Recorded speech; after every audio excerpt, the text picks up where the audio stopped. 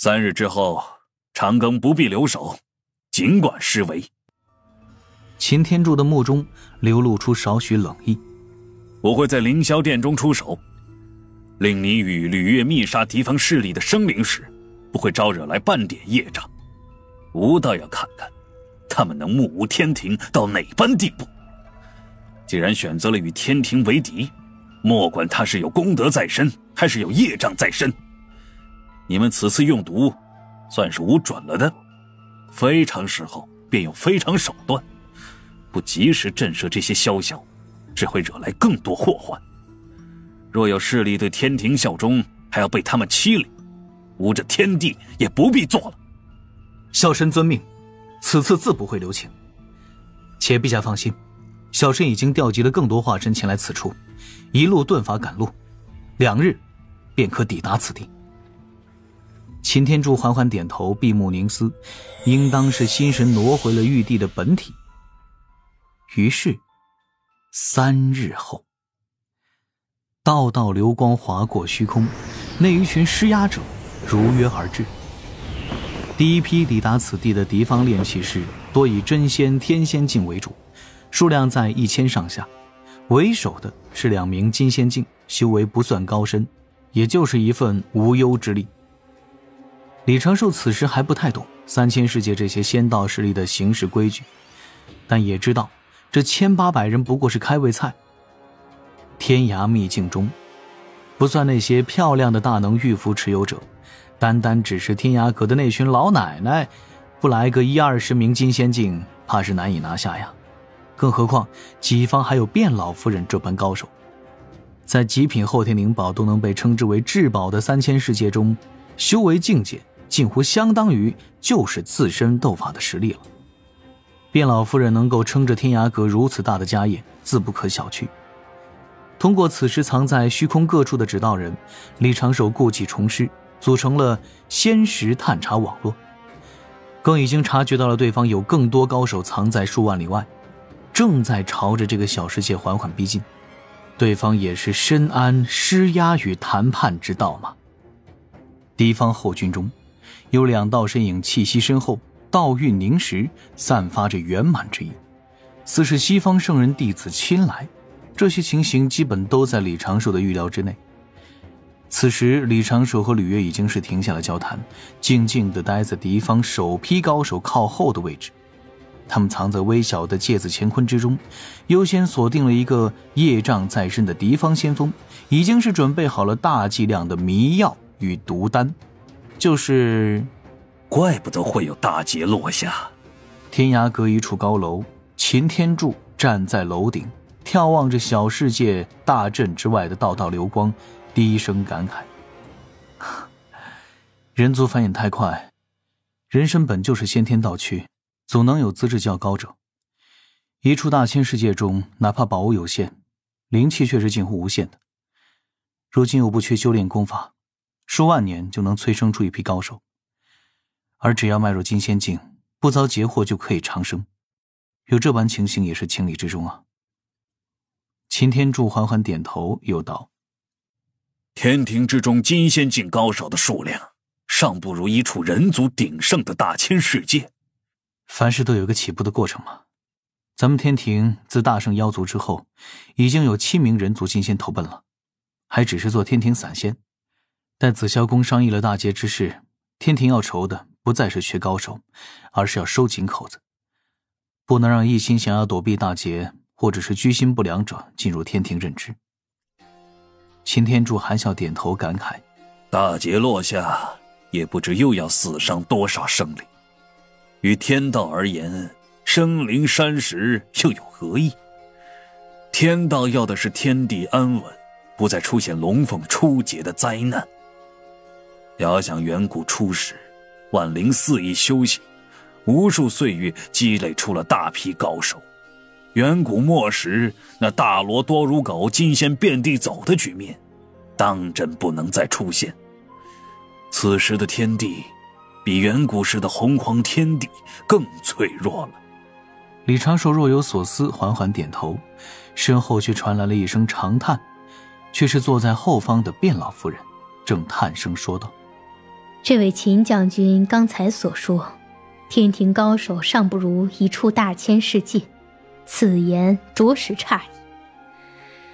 天庭与圣人老爷同辈的玉帝陛下，有王母娘娘坐镇，执掌天道运转，得天道庇佑，更是如今大劫的主导者，这是数十上百大千世界的生灵加起来都远远不如的。洪荒之中，修道之路走到老身这般，也算是体会过各种艰难。生灵厮杀为了存活，炼气士厮杀为机缘，一名金仙崛起，不知伴着多少血雨腥风。但金仙境不过是修道之境，长生逍遥不过是一句玩笑，只有大能大神通者，才可得些许自在。众生之上，尚有6位圣人老爷，一直可覆灭大千世界，反手重炼烽火水土。金仙奈若何，道满奈若何，不过是蝼蚁草芥自分高低罢了。秦天柱笑着说了一声：“老夫人高见。”李长寿副手眺望着大阵之外，那里有10多道敌方身影在向前逼阵，各自释放出气息，似是要叫骂：天道、岁月、天地、圣人、乾坤、蝼蚁。均衡之道，在于万物之间，失衡，则大劫生。心底感悟丛生，李长寿将其悄然压下。天外传来了一声还算温和的问候：“天涯阁画事者，可愿外出一谈呢？”哼，还要先礼后兵。有一位老妪冷哼一声，面色大为不善。此刻在高楼楼顶或站或坐的10数人，都将目光落在了李长寿的身形上。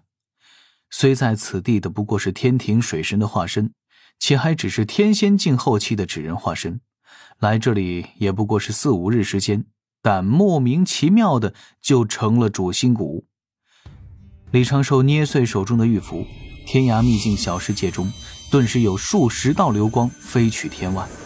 此间飞出了3名金仙境老妪，其余的既是天仙境后期的修为，他们大半都是女子，各自身着战甲，手持普通灵宝，面色不善，注视着来客。对方那2名金仙目中满是冷意，淡然道：“贵阁连一位副阁主都不愿现身相谈吗？”一名老妪道：“哼，尔等不过前军，何以就要见我家副阁主？让你们后面那些人来得快些吧，待你们主事者现身，我家自有主事者露面。”听闻此言，对方一名金仙老者不禁皱眉：“天涯阁当真有底气，接下今日这阵仗，莫要自取死路。”似乎对天涯阁也有点感情。天涯阁一方并未回话，一人拿着玉符，将背后大阵开启了一条缝隙。仙乐声、笑语声远远近近，起舞弄影之情形处处可见。秘境之中一切如常，丝毫没有被外面这些动静所扰，这就是最好的回答。前来叫阵的10多名敌方仙人，此时倒也不再多说，也是有些拿捏不准天涯阁的底细。后方原本缓缓前行的大军开始提速，虚空之中出现了一条光河，数千道流光飞射而来，这其中就有西方教临时调来的一小批高手。小芥子乾坤中，李长寿的金仙境指导人与吕月对视一眼，各自露出笑意。吕月传声道：“对方并未动用普通仙兵，今日咱们倒可以放手施为了。”他们应是一路急赶，若动用仙兵大军，3日怕是难以赶来此地。长庚啊，咱们按计划行事。有伤天和洪荒出道第1战，怎么也要吓他们一下。魏兄已等不及了，与师弟你并肩为战，当真愉悦呀。2个人传声窃窃私语一阵，随后就各自收声，静静潜伏。又半个时辰后，又是道道流光抵达天涯秘境大阵之外，上上下下前前后后排成了松散的战阵。17、18名金仙高手依次排开，男女老少面相各有不同，自身气息多少都掺杂了些许业障。当然了，在某圣人弟子眼中，也就平均11.5成的无忧之力。说来也是巧了，那2名疑似是西方圣人弟子高手，刚好就停在了敌仙战阵正中，离这李长寿金仙境的指导人与吕月的藏身之地不过是半丈。吕月立刻就要动手，但是李长寿及时摁住了吕月的胳膊，面色凝重的摇摇头：“师兄，不急这一时。”是为兄急了，是为兄急了，咱们按计划行事。当下2个人阴戳戳的继续躲着，开始散出一缕缕微乎其微的毒丹药力，积少成多，温水熬鲜。这2名敌方高手虽然都隐藏在迷雾中，但是这么近的距离，自然是瞒不过李长寿和吕月的探查。这是一名老者，一名青年道者。青年道者身上的威压更强烈一些，并非是李长寿此前所见过的任何西方圣人弟子。但是李长寿在这青年道者身上感受到了与地藏相近的气息，两者修行的功法应该相近。李长寿对吕月暗中叮嘱，稍后若是只能够留下一人，就去杀那老道，留着青年道者的性命，让他把消息给带回去。自然最好就是都干掉。吕月刚要开口答应，说上几句自信满满的傲气话，就听前方传来了对话声。这2名高手一阵嘀咕，那老道纳闷道：“哎，道兄，怎么感觉有人正盯着咱们一般？”青年道者颇为自信的一笑：“无妨，如今大劫来临，道门高手大多不敢胡乱走动，应当是正在天涯秘境内取乐的高人。咱们此次只是来吓吓天涯阁，那些高人也犯不着跟咱们过不去。此时的水神化身就在天涯阁中，咱们今日只要奚落他一顿，逼天涯阁低头，就算是大功告成，不必非得杀人斗法。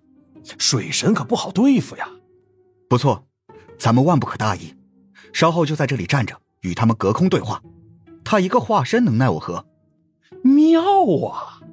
这老道称赞一声，2个人的地位高下顿显。当下老道冷哼半声，嗓音在迷雾之中传出，伴着大道之震颤，威压整个天涯秘境。卞老夫人手中的拐杖轻轻一顿，各处阁楼殿宇起了层层大阵，只是此时就要耗费不知多少灵石了。但是为了顾客体验，天涯阁也是拼了。这老夫人自身威压散出，与那老道的威压对冲，也回敬了半声冷哼。天外的老道冷声呵斥：“贫道既来，天涯阁主何不外出相见？”一开口就是老西方了。天涯秘境那处高楼上，换上了银色战甲的便装，拄着9齿钉耙，当下就要与2名老妪副阁主一同外出。李长寿露出少许微笑，温声道：“便装，来。”“是。”便装快步走到李长寿的面前，双手抱着9齿钉耙行礼。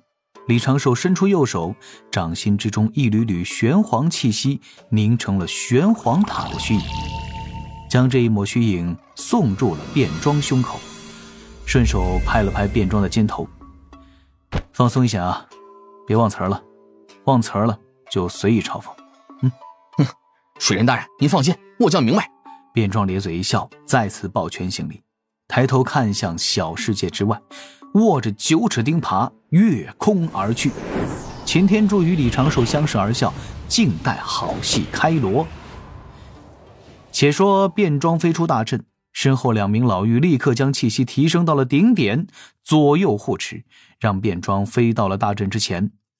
便装随手就点出了一朵白云，而后一屁股坐了下来。他翘起2郎腿，在战甲之中拽出了一方带着少女芳香的绣帕，擦着自己的双手，对前方这5、6千道身影漫天的威压视若无睹。那躲在迷雾中的老道淡然道：“天涯阁的阁主，莫非就是这般无理轻狂之徒？卞庄却是理都不理，收起袖帕，身旁的9齿钉耙迅速缩小，化作了3寸长短，被他拿着梳起了额前的刘海儿。其后有2名天仙境的仙子端着茶水向前，卞庄接过来喝了一口，在嘴里呜呜呜呜咕噜，扭头又吐到了另外一名仙子端着的茶杯之中。卞庄悠悠地道了一句：“刚才谁在叫？”